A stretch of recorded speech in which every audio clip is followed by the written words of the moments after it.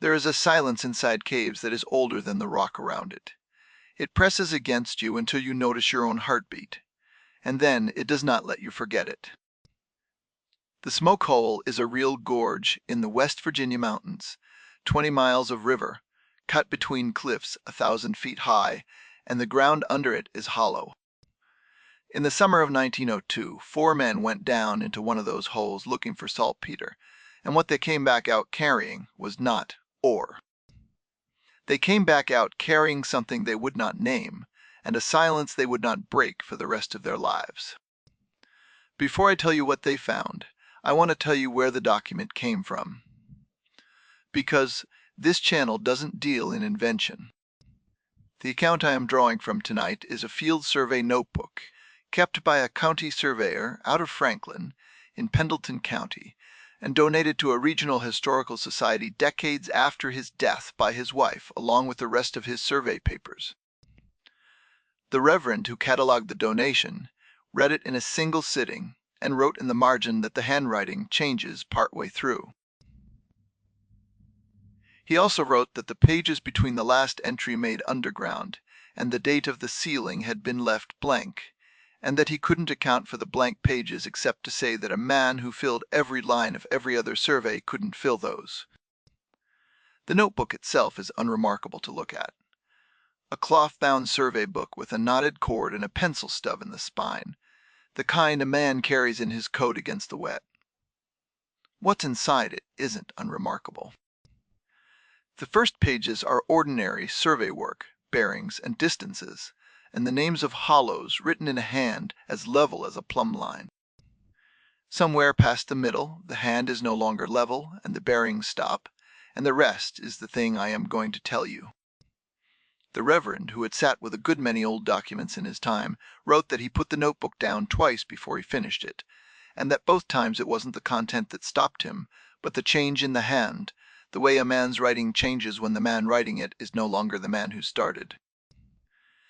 The place the notebook describes is real. The Smoke Hole is a gorge in the mountains of eastern West Virginia, 20 miles of the south branch of the Potomac cutting, between North Fork Mountain on the west and Cave Mountain on the east, in Grant and Pendleton counties.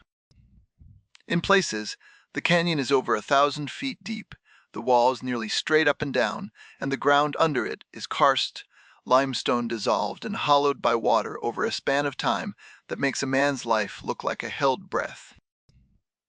The geologists say the gorge likely formed when the roof of a great underground river collapsed, which is a way of saying the mountains were hollow before they were open, and the caves in the slopes are the leftover rooms of a house whose roof fell in. The name is older than the maps. The account the canyon families insisted on, the one they said came before the highway markers and the moonshiner stories, is that the native people and the first settlers used a cave in the gorge to smoke cure meat. The chamber was shaped like an inverted funnel, narrow at the bottom and wide at the top, with a hole at the apex where the smoke climbed out and could be seen from miles off. That is the story the old families held to, and they held to it the way canyon people hold to anything, which is to say they didn't argue it, they simply kept it. There were other stories about the name, about river fog that lay along the water like smoke, and about the fires of the moonshiners' stills, but the canyon people treated those the way they treated most, things outsiders wrote down, which is to say they let them stand and kept their own version behind it. In 1902, there was no graded road into the Smoke Hole. The first improved road wouldn't come until 1930, and the Forest Service boundary wouldn't reach the gorge until 1927, which means that in the summer the surveyor's party went in. You reached the canyon on foot, by mule, or by a wagon track that was already going back to the woods. The people who lived there still spoke in forms handed down from the 1,700 seconds, words like clum for climbed and hope for helped, and they bundled their nouns the way their great-grandfathers had, rifle gun and rock clift and ham meat, as if the country they lived in still required the older names. A man from outside was an event, not a neighbor. It's the right setting for a story. The mountains kept, because the mountains were still doing the keeping. Before we go any further, look in the description of this video and the pinned comment at the top. There's a link there to something I put together called the Appalachian Dossier, a compilation of accounts quietly erased from official American records between 1843 and 1891. Reports filed by sheriffs and surveyors and country doctors that were burned, locked away, or written over by men who decided the public should never read them. I gathered them, and they're waiting for you. If what I tell you tonight makes the back of your neck feel cold, go to that link after the video and read what they tried to keep buried. August Meeks was 46 years old in the summer of 1902, a county surveyor out of Franklin, the Pendleton County seat, and the kind of man who made the people who hired him calmer by the fact of having hired him. He was tall for his time and narrow through the shoulders, with a long sunburned face and a beard he kept short with a straight razor every Sunday, whether the camp had hot water or not. His hands were the hands of a man who had spent 20 years gripping rope and brass instruments, the kind of hands that didn't quite uncurl all the way when they rested on a table. He carried a theodolite, the surveyor's instrument for measuring vertical and horizontal angles, and he carried it the way some men carry a Bible. He did not drink. He did not lie. The men who worked a line with him said that if Meeks told you the creek would freeze on Tuesday, you set your pack accordingly. And he had the soft voice of a man who almost never raised it, so that the men under him knew he was angry only because he got quieter, never louder. The reason he was going into the smoke hole was saltpeter, the nitrate that comes out of old cave earth and goes into gunpowder, and by the turn of the century into fertilizer. There was money in nitrate then. The same powder that had put lead down a rifle barrel in the 1,860 seconds was putting crop back into worn-out Appalachian bottomland in the 1,900 seconds, and the companies that bought it were always looking for the next hole that might pay. The big cave on Cave Mountain, the one the canyon called Big Cave, had been dug for saltpeter from the colonial years through the War of 1812, and the Confederates worked it again in the Civil War until Unionist home guards, the locals called the Swamp Dragons, blew the works apart. The diggings were played out by Meeks's time, but he believed the lesser holes along the canyon walls still held nitrate earth worth assaying, and a fertilizer company in the valley had paid him a small sum to go look. A careful man with the theodolite and a knotted line was exactly what they wanted for the job. And Meeks took it because the work was honest and the season was right, and a man with a soft voice and steady hands doesn't turn down a survey in good weather. He didn't go alone, and he didn't go with strangers. Daniel Judy was 24, a smoke holer born in the canyon, the guide, a man who knew those holes, the way other men know the rooms of their own house. He was short and hard in the way canyon men are hard, with dark hair he kept under a wool cap and a face that had been weathered early by wind and altitude, and he had the quiet of a man who had grown up in a place where talking too much was a kind of showing off. Phineas Loff was 39, a saltpeter miner from over the mountain, brought along for his years underground, a man who trusted rope and lamp, and not much else, and who had the miner's habit of saying what he saw instead of what he hoped. Loff was broad and slow-moving, with a miner's shoulders and a scar across the back of one hand where a powder charge had gone early years before, and he walked with the careful flat foot of a man who had learned that the ground isn't always where you put your weight. Coy Ketterman was 52, a canyon local who would hold the top, mind the mules, and keep the rope paid out, because in a hole you send your youngest down and your steadiest up, and Ketterman had been the steadiest man in the canyon for 30 years. 4 men, then, on a paid survey for a fertilizer company, in a gorge the maps barely touched, in a summer when the century was still new. They weren't the kind of men who told stories about the things they found. They were the kind of men who wrote them down. And that's the only reason the accounts survived the century. They rode in on mules from the south, down the old wagon track through Cave Mountain Gap, the half-mile cut in the high ridge that served as the gateway to the canyon, about 2 miles north of the settlement at Upper Tract. Below them, the south branch tore through a narrow channel, the canyon people called the Rock Break, where the water hit the bend and stood up white against itself. Eagle Rock stood out from the cliff, at river level, a crag the shape of a bird, with its wings folded, and above it the limestone of the cave mountain anticline stood in layers like the spine of something buried on its side. The canyon in the late summer of 1902 was what it had been for 150 years, a long green cut in the mountains with a river at the bottom and a handful of families on the slopes, the kind of country where a man's name was his address and his address was the hollow his people had first cleared. The families along the way knew the party was coming because news in the canyon moved the way smoke moves, on the wind and without anyone carrying it, and they watched from the porches and the fields without coming down to the road. The canyon had a long memory for outsiders, most of it bad, and the last outsiders most of them had trusted had been the revenuers, who came for the stills and left with less than they came for. A surveyor with a theodolite and 3 hired men was a curiosity but not a threat, and the families let them pass the way they let the river pass, by not getting in its way. At Big Spring the water came out of the base of Cave Mountain at better than 1,000 gallons a minute, cold and steady, the source the canyon drank from. The old cave mouth sat above the spring, the one where the saltpeter diggings used to be, and Ketterman settled the mules there, and laid out the rope in a dry coil, and set the gear under a rock overhang. He was the top man. His job was to hold the line, keep the animals quiet, and be there when they came back up. And he was good at it because he had done it for every party that had gone into those holes since he was old enough to lift a rope. The hole they came for wasn't the famous one. It was a lesser opening upslope from the spring, a crack in the limestone that opened into a room and then dropped, the kind of mouth the canyon families knew but never entered.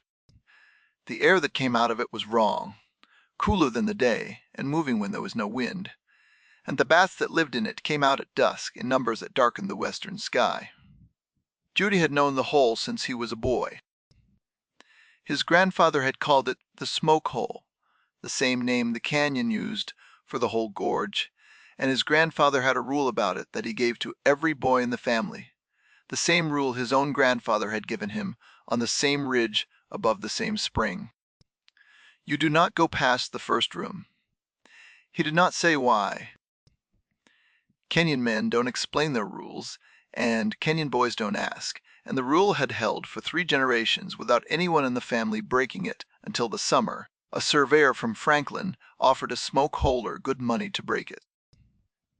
Meeks lit the lamp, and Loff lit the second, and Judy went first, because it was his hole, and the 3 of them left the daylight behind and went in.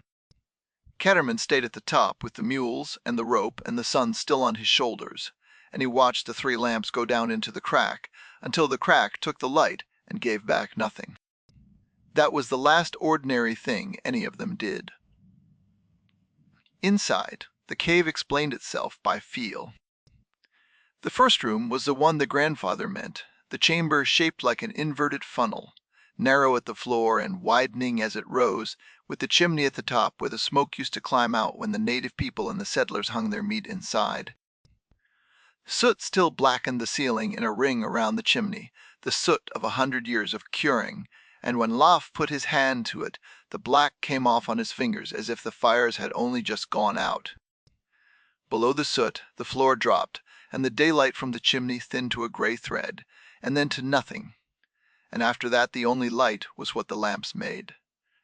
The karst was plain once you knew what to look at, and Meeks knew. Limestone dissolved by water over geologic time leaves rooms and shafts and dead-end tubes, and the gorge above was what remained when the roof of one of those underground rivers collapsed and left the canyon open to the sky. The cave they were in was a piece that hadn't collapsed, a hollow ridge under the mountain, and it went down in a series of shelves and chimneys that a man could follow if he had rope and didn't mind the dark. Meeks ran the theodolite at each station and called the bearings into his notebook, and Judy paid out the knotted line behind them, and the careful man recorded careful facts the way he did on every survey, the pencil moving in the same level hand, whether the room was 10 feet down or 100. They found what they came for, and then they found more of it than they expected. White crystalline bloom crept along the earth in the lower passage, the nitrate they were paid to assay. Enough to justify the trip, but not enough to explain the size of the passage, because the passage didn't end where the saltpeter did. It kept going. The air moved against their faces in a steady cold draft that didn't change with the hour. An air movement in a cave means one of two things. Either there is another entrance somewhere, or the system is very large. In this case it was both, and Meeks wrote that down too, the draft and the bearing, and his best guess at the depth, the way a surveyor writes down the lay of a creek he won't have to come back to. Loff read the cave the way a timber cruiser reads a stand, by what was wrong with it. The bat colony thinned as they went deeper, and then it went silent, and the bats don't go silent for nothing. A colony that size will chatter and shift all night in its roost, the small wet sounds of 1,000 bodies packed onto the same ceiling, and when it stops, something has moved through ahead of you, something the bats decided was worth being quiet for. Laugh said it out loud, flat, the way he said everything. The bats have quit. Meeks didn't answer. He wrote the time in the notebook, and the time was the last ordinary entry in it. They pushed on, because that is what careful men do when they have a bearing and a rope and a paid survey, and because none of them had yet seen a reason to turn around that they could name to the others. The passage opened ahead of them into a dark that the lamps didn't reach the end of, and the draft pulled at the flames, the way a breath pulls at smoke. The passage opened into a dry gallery where the floor was worn, and the wear was the first thing that wasn't right. Water wears limestone round, and scalloped, the cut of a thing that has patience and no shape of its own, and this was not that. This was a track, a path worn smooth down the center of the gallery, the way a cabin floor wears under a man's bare feet, over years of walking the same line to the same door. Loff was the first to stop and put his hand on it, and then take his hand off it and wipe it on his trousers without looking at anyone. The track was worn an inch below the surrounding stone in places, which is not a season of walking and not a year of walking. It is the walking of a thing that has used the same passage for a long time, long enough that the limestone remembers its stride. There were other signs, and none of them belonged to an animal.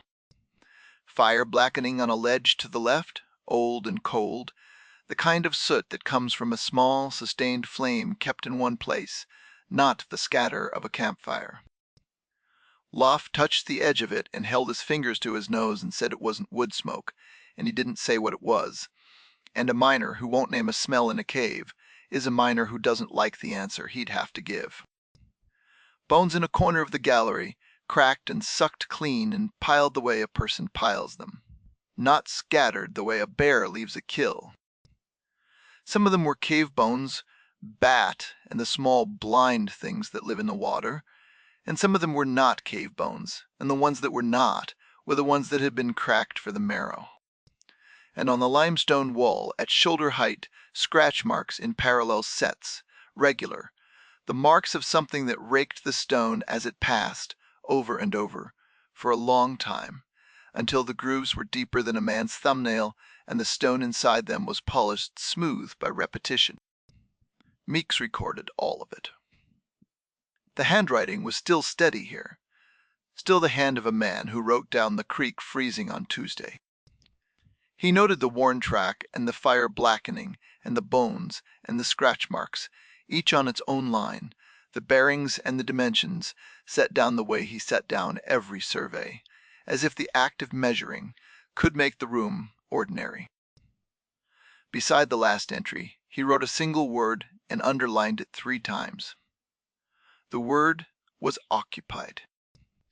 Man writing that a place is occupied once is a man recording an observation, and a man writing it 3 times with an underline is a man who has begun to suspect that the word isn't strong enough and is making up the difference with the pen. This was the thing the grandfather wouldn't walk past. Not a story he heard, not a warning passed down for its own sake, but a track in the stone, and a pile of bones, and a wall scored with the marks of something that had been in those rooms long enough to leave its shape on them. Judy stood in the gallery and looked at the track and said nothing, and his silence was the silence of a man recognizing a story. His grandfather told him, coming true under his boots, they should have turned back there. They had the saltpeter they came for, and they had the bearings, and they had more than enough reason to call the survey done and climb back to the sun. They didn't turn back, and the account doesn't say why, except that the passage kept going, and the draft kept pulling, and the careful man hadn't yet written the word that would make him stop. The passage climbed a short shelf and opened into a high room, and the air in the room was warmer than the air in the passage, and it carried a smell. It was animal and old. The smell of a place where something lives and has lived long enough that the living has soaked into the stone, the way the smoke had soaked into the chimney of the first room. The bats were gone from this part of the cave entirely, and the silence in the room was the silence the grandfather had warned about, the kind that presses against you because it is not empty. It is full of something that is being quiet. The water that pooled at the base of the far wall was drunk down to a film, the rock around it still dark where it had been wet and wasn't any more. And the film itself had the flat look of water that has been drunk from and left, not water that has evaporated on its own. The worn track converged on a shelf of rock above the floor, a natural ledge set back under a lip of limestone, and on the shelf, above the reach of the lamps, something moved. Not the scurry of an animal disturbed in its den, not the flight of a bat. A shift of weight, the settling of something that had been sitting and was now standing, the slow redistribution of a body that had learned to move in the dark the way a man moves in a room he knows by heart. The movement was unhurried, in a way that was worse than speed, because speed is fear, and this was not fear. This was the ease of something in its own room, registering the visitors the way a man registers, a draft from a door left open, with attention but without alarm. The lamps caught it when it stood.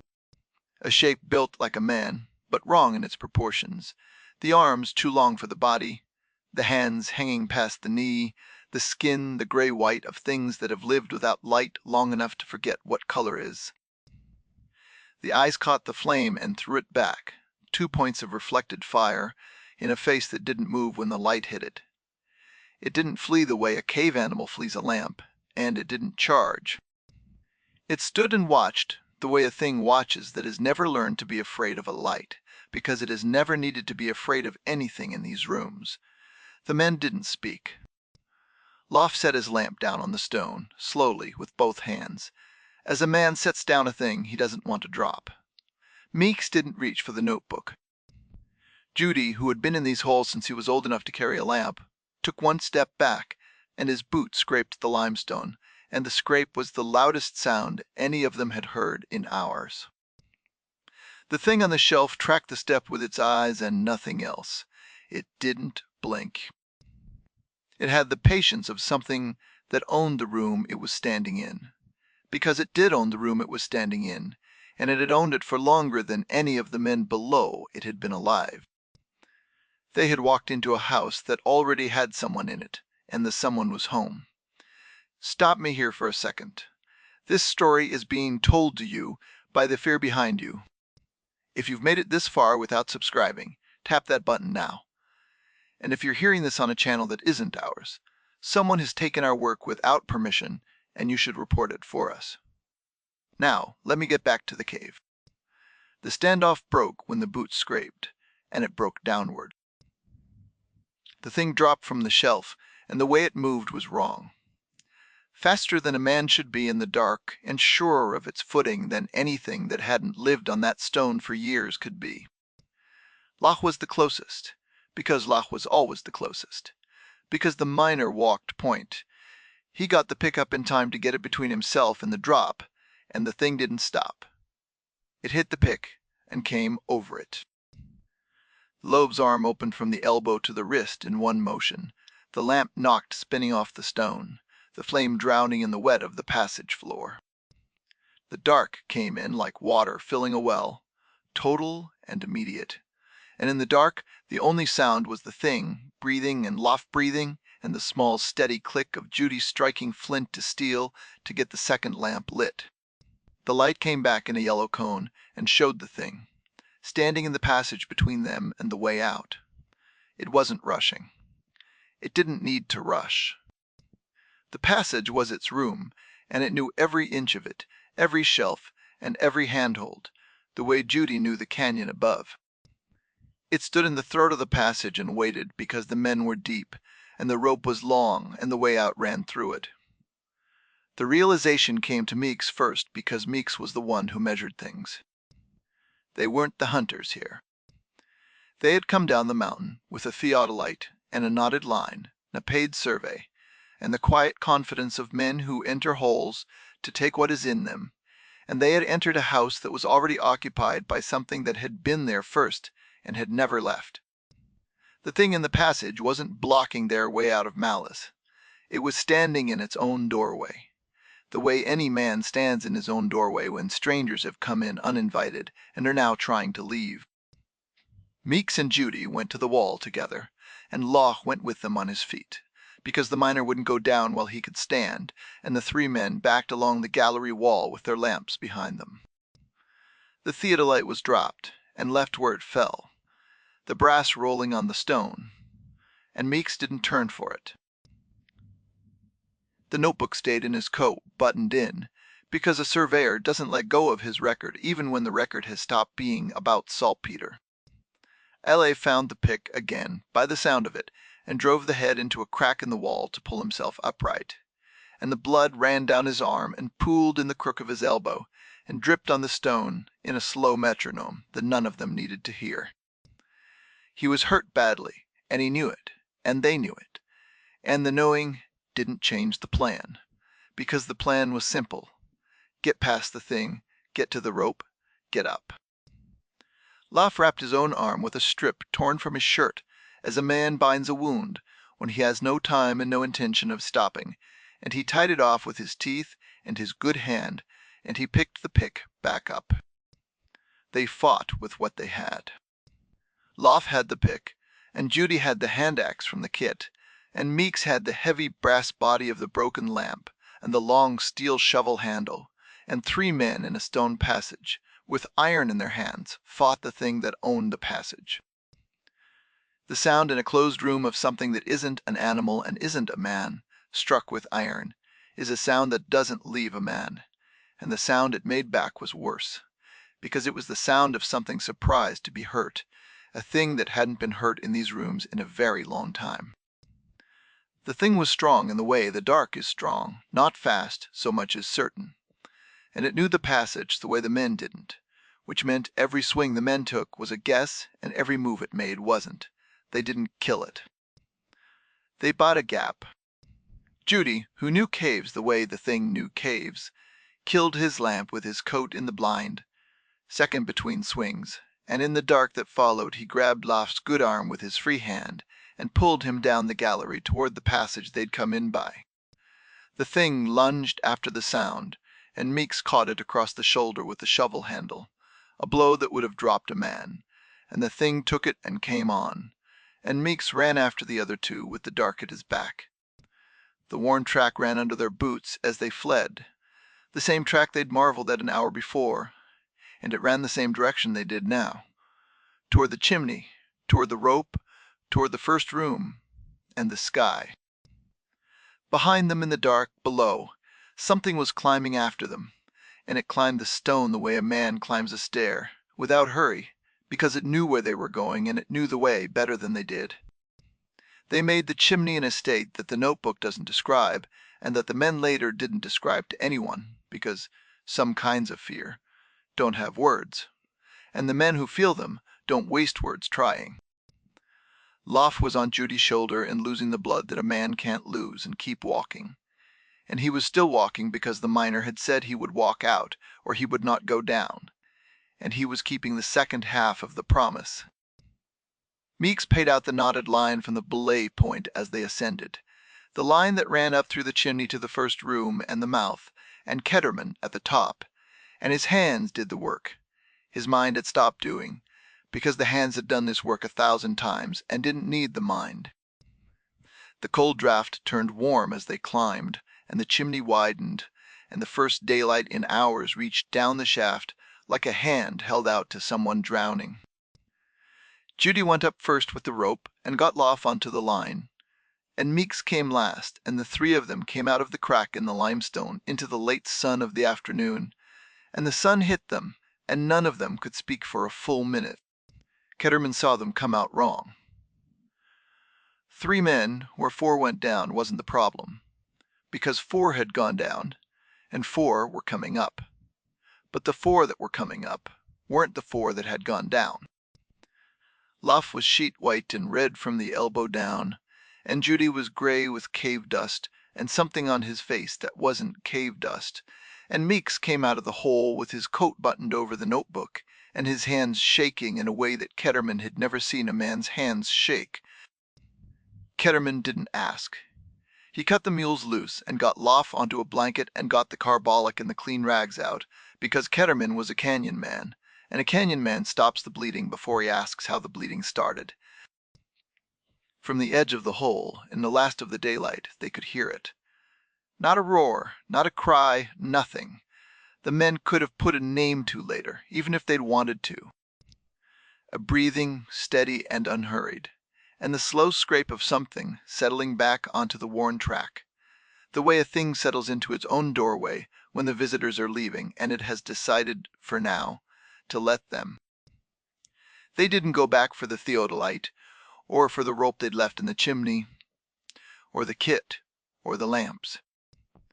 Meek stood at the edge of the hole, with a notebook in his coat, and looked down into the dark, and the dark looked back, and what he decided in that silence was the thing the rest of the account turns on. The argument happened on the ridge above Big Spring in the last of the light, with Loof on the blanket, and the blood soaking through the rags, and the mules standing quiet the way mules stand when the people around them aren't calm. Judy said what his grandfather had said only once, because once was how canyon men said the things that mattered. You do not go past the first room, and you do not leave the first room open.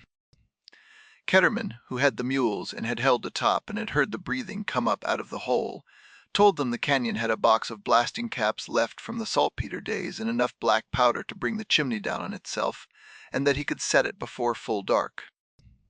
He said it the way he said most things, plainly and without inflection, as if bringing down a chimney on top of something that breathed were the same as clearing a rock slide off a fence line, and in the canyon it may have been.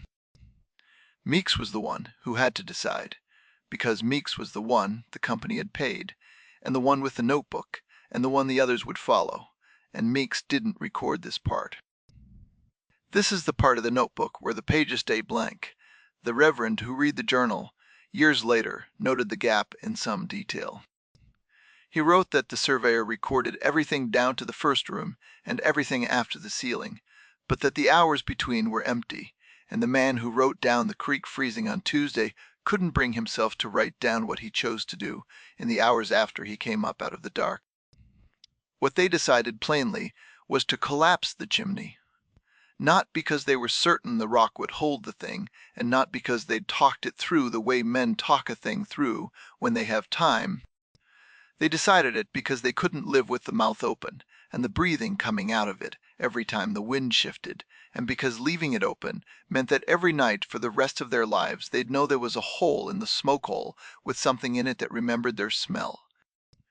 They would wall it, and then they wouldn't speak of it, and they would tell the canyon it was a bad cave, a fallen cave, not worth the digging. The canyon code would hold the rest, because the canyon code had held worse than a fallen cave, and a man who asked too many questions about a hole that had been closed was a man the canyon would answer with silence until he stopped asking. The moral of it wasn't lost on the man with the notebook, even if he didn't write it down.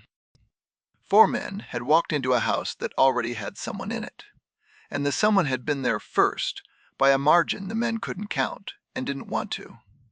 They were about to brick it in. The account doesn't say whether they were right to do it. It says what they did, and it leaves the rest to the dark. and to whoever reads it by lamplight a century later. They came back after full dark because the canyon watches the ridge in the day, and a man with a box of powder on a mule is a man the canyon will ask questions of. Ketterman set the charges in the chimney, in the first room above the funnel, where the soot of 100 years of curing meat was still black on the ceiling. He placed the powder where the limestone necked down to the throat of the funnel, the weakest stone in the passage, the place a miner would pick if he wanted the mountain to do the work for him. Law, who shouldn't have been on his feet, went down to the first room with him to set the caps, because the miner wouldn't let another man set a charge he hadn't checked, and a man who has been hurt doesn't stop being a miner because of it. Meeks and Judy held the rope at the mouth and waited in the dark with the mules in the quiet. The detonation in a closed canyon at night is a sound that has to be heard to be understood, and it's a mercy that most people never hear it. The charge went, and the sound rolled between North Fork Mountain and Cave Mountain, and came back again, and the dust boiled out of the hole for a full minute after the rock had stopped moving. And then there was the silence that follows when a mouth has been stopped with its own teeth. What they heard in the second before the charge went is the part the account records and the part that stays with the reader. From deep in the system, below the chimney, a sound that wasn't the breathing. Something between a voice and a stone dragged across stone, rising, climbing the chimney the way the smoke used to climb it, as if the thing below had felt the charge set in its throat and understood what was about to happen. Then the rock came down, and the sound stopped. Whether it stopped because the thing was buried, or because the rock closed the passage and sealed the sound inside it, the account doesn't say, because Meeks didn't know, and a careful man doesn't write what he doesn't know. They packed the mules in the dark. Locke was alive and his arm would heal, and it would heal crooked, and he would never go underground again. The hole was closed.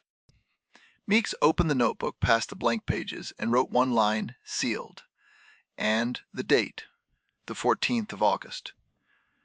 The handwriting wasn't the handwriting of the man who'd written occupied 3 times in a level hand. It was the handwriting of a man writing with a hand that had begun to hurry, the letters leaning forward, the lines running crooked, the writer no longer able to hold himself still. The 4 of them rode out of the canyon that night by the same gap they had come in, and none of them looked back at the ridge above the spring, which is what men do when they have closed something they aren't yet sure will stay closed. The 4 men went back to their lives, and the lives they went back to weren't the lives they'd left. Law's arm healed crooked, and he never went underground again, and wouldn't say why, except once, to a man who asked him at a store whether the dark was empty. The dark is not empty, Law told him, and a man who tells you otherwise has never been far enough in to find out, and he didn't say anything else about it for the rest of his life. He took up surface work after that, grading and fence line and anything that kept the sky over him, and the men who worked beside him learned not to ask about the scar on his arm, because the scar was the part of the story Luff would carry, and the rest was the part he would not. Judy stayed in the canyon and never went past the first room of any hole for the rest of his years, and his children got the same rule his grandfather gave him, the same single sentence, and they passed it to theirs, the way canyon rules get passed, without explanation and without exception. Ketterman kept the canyon secrets the way canyon men keep them, which is to say he kept them, and the only sign he gave of the summer of 1902 was that he wouldn't walk past the ridge above Big Spring after dark, and when a younger man asked him once what was up there, Ketterman looked at him until the younger man found a reason to be somewhere else. Meeks filed his saltpeter report with the fertilizer company, a thin and ordinary document that said the lesser holes along the smoke hole held no nitrate worth the digging. That was true. It said nothing else, which was the lie, and the lie got him home, and got the company to look elsewhere, and got the canyon to go on as if the survey had been what it was paid to be. Meeks kept the notebook in his coat, and then in his desk, and then in the back of a drawer, and he didn't show it to anyone, and he didn't speak of it, and the not speaking was the thing that aged him more than the going down had. His wife told the Reverend years later that in the summers after 1902 he would sometimes sit on the porch after she had gone to bed and look toward the mountains in a direction that didn't have a road in it, and that when she asked him what he was looking at, he would say nothing and come inside. The widow gave the notebook to the Historical Society after he died, along with the rest of his survey papers, and whether she knew what was in it, the account doesn't say, because the account ends where Meek's account ended. The Reverend who catalogued it wrote in the margin that the handwriting changes, and that the pages between the cave and the ceiling are blank, and that he couldn't account for the blank pages except by the character of the man who left them. The hole itself isn't on any map. The lesser holes along the smoke hole were never numbered the way the big caves were, and a collapsed chimney in karst limestone looks, from the outside, like any other talus slope on any other mountain in the range. The Forest Service boundary that came in 1927, and the graded road that came in 1930, passed it by, the way a road passes a grave it was never told was there. West Virginia keeps these stories because the ground under it is hollow, and the same karst that made the smoke hole made the cave country around Seneca Rocks, the country that gave the world the Bat Boy tales and later on the Mothman. The mountains don't invent these stories. The holes were there first, and what lives in them is older than the telling, and the telling is the part the mountains let escape only when the people inside them have already been swallowed. The surveyor's notebook is one telling, and the grandfather's rule was another, and the breathing that came up out of the closed chimney on the night of the 14th of August was the thing they were both trying to keep underground. If you're still with me, and I hope you are, tell me in the comments where you're listening from tonight. The town, the country, the road if there's no town. I read every one of them, and I'm always surprised where this voice ends up when the lights are low.